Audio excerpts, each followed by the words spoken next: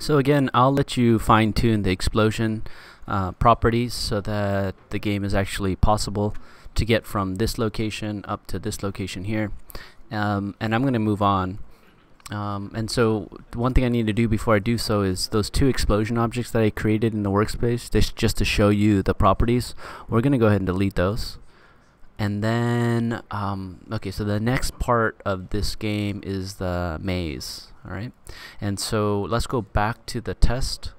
I'm sorry, the view toolbox, type in maze and hit enter.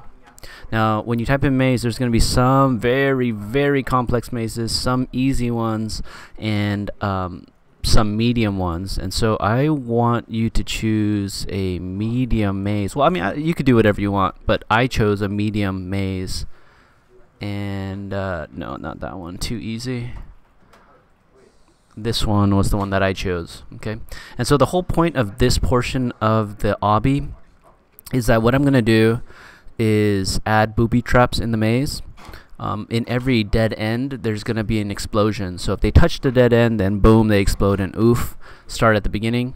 Another thing is that once they touch this spawn location here, they are forced into first person perspective mode, so they can't like jump up and take a look around the maze. Okay, so forced in first person perspective.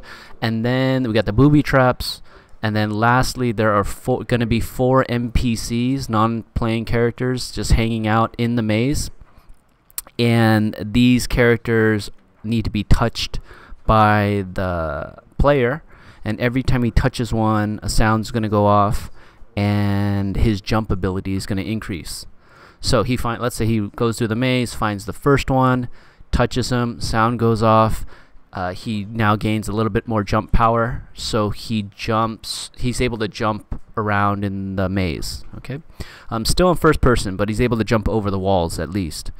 And then from there he touches the second guy, he's able to jump higher. He gets the third guy, touches him, he's able to jump higher. And then he touches the fourth guy, and then he's able to jump like super high, like Incredible Hulk high, right? And then on the other side of the maze here, there's going to be a really long jump to the next platform, and then there's going to be a series of platforms. So that's what we're going to code here. And the first thing you need to do is make sure that the entrance to the maze matches up with the spawn location. So let's go ahead and move him into the right spot.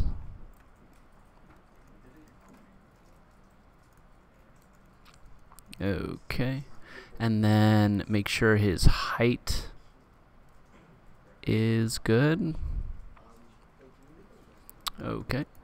And then it might be easier if we adjust the spawn location rather than the maze now. So let's go ahead and come over to here, go to model, scale, get it to be the right size, the same size as the entrance to the maze.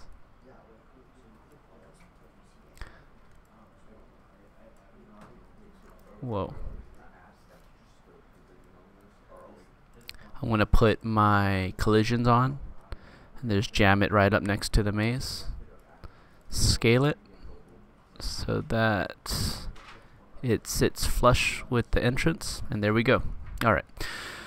Okay, so the next thing that we need to do is on this maze in particular, there is a roof. Okay, and so that roof is going to cause us problems because once he gains jump powers, he's able to jump from over wall to wall, and he won't be able to do that if there's a ceiling. So we need to go in there and get rid of the ceiling.